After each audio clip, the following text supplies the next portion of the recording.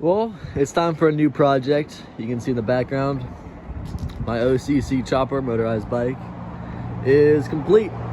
Added everything I wanted to. MG65 clone with muffler, Tilson 090 carb. Everything's there. But this is the new project. So, let me give you the backstory. My neighbor, next door neighbor, had this in his backyard. I just looked at it. I said, that's pretty cool.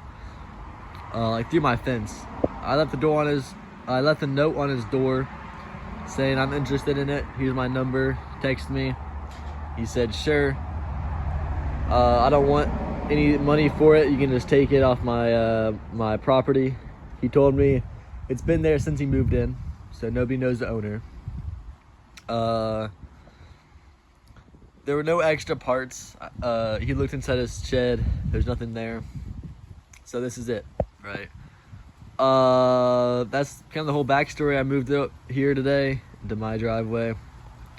We're gonna call the previous owner Bill. All right, that's his name. Because I got a few words for him. First one is, what the heck, man? This thing was new at some point, right? Why does it look so insane? Because none of this is stock. This was a three-wheeler.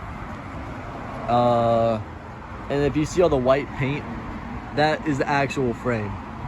But if you look at all the rusty metal, that is what Bill added on to. And man, these welds need to get better, man. I don't know if it's your technique or your settings, but those, I could break those with my elbow. And this is just such a weird design. If you look at it, it looks kind of cool. Maybe he was trying to make it a four-wheeler, which doesn't make any sense. But if you notice something, this front part isn't connected to the actual steering column. It's separate. It's connected to the frame. So how do you expect to steer this thing, man? It doesn't make any sense. So originally, it had shocks on it, which is also kind of cool. They went like this right there to give it full suspension. But again, how are you gonna steer it? It doesn't make any sense, right? This whole frame is completely thrashed. I mean, it's got holes in it. It's all rusty. But I'm just doing a walk around. So from my research, I looked at the serial number. It's a Kawasaki 250cc KLR three-wheeler, I think. It's from the 80s, that's for sure, because the government made a law where you can't sell three-wheelers because they're incredibly dangerous. People kept breaking their necks because the center of balance doesn't make any sense. This is the engine. I like the straight pipe, Bill. I think that's interesting. It's gonna sound good once the engine actually starts. But that's the only thing I'm gonna give you credit for, because everything else, all the wiring, and look at all this. This is messed up.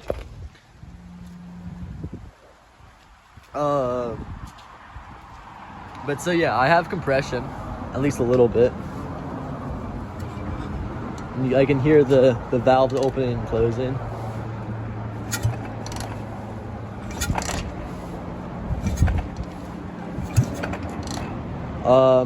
So I have compression. It's not seized because I guess Bill did plug the carburetor hole. So I'm gonna give him 5 points for that, but I'm gonna deduct those 5 points because you took the carburetor off. I had to buy one now. So you're still 0-1.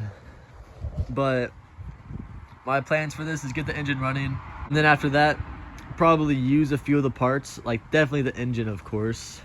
Probably this clutch lever, the steering axle, maybe the brake disc, maybe this shock, and make my own go-kart frame or my own four-wheeler frame. Since I do have a welder now, I can kind of build whatever I want. So I'm gonna get the engine running and build something fun, you know.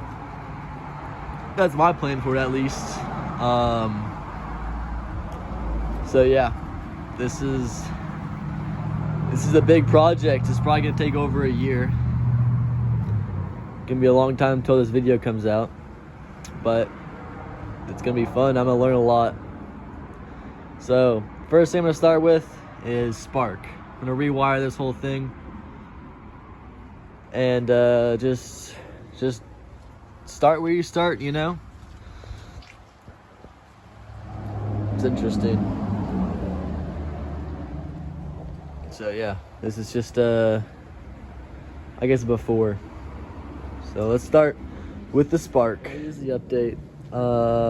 Like I said, I'm gonna start with the spark. So I kind of have the whole thing apart right now. I'm trying to figure out what everything is. I know this is part of the CDI. This is all cut off. I cut and spliced all the wires. You can see I'm a little confused though because I don't know what this is for. Maybe for the spark plug, it could be. That wouldn't make sense because this is the CDI and this goes in the spark plug, so I don't really know.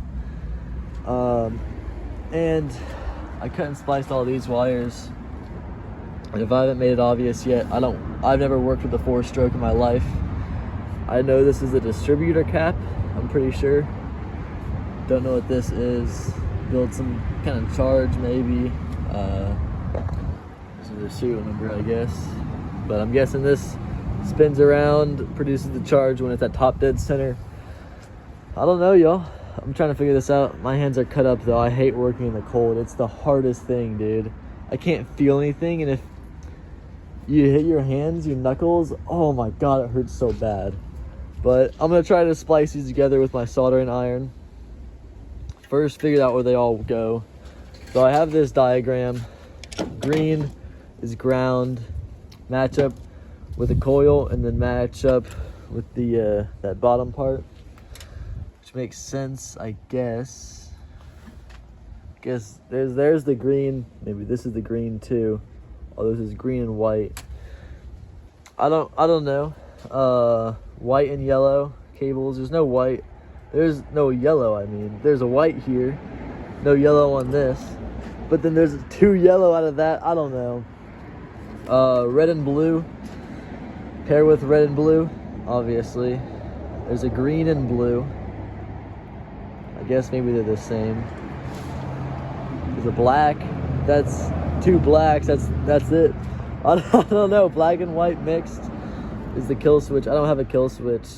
So what I'm going to do is just run no air filter when I get the carburetor. I still haven't picked one out yet, but just have no air filter. And then when I get the engine running, to turn it off, I just put my hand over the back of it to stop all airflow. And then I'll get a kill switch eventually, but I'm not trying to spend too much money on this, you know. I think once I get these cut and spliced, I think the next thing I'm going to focus on is the clutch. Because like I was saying earlier, these wheels do spin pretty well actually, but when I spin that, it doesn't spin with the engine, so I need a clutch, I think, unless it's some like weird clutch, but I don't know how it works. I'm figuring it out though. I'm getting closer and closer. I'm just taking one baby step. I'm like crawling right now, you know, just barely making it, but that's it. Sun's going down, airplane's going over my house. I just took off the back chain because I'm trying to unmount the motor from the thing. You can tell this is the box of parts. Chains in there. Just in there. Every bolt I get is gonna go right in there. I'll figure out where it goes later. The engine actually spins pretty well, or I guess the sprocket does. Not bad. Same with this part, but I'm probably not gonna reuse this. Maybe I will. But I had the engine unmounted, so I can probably pull it out. All right, well, with enough of work, a lot of elbow grease and a lot of blood and sweat, I got the engine out. It's great on its side right now.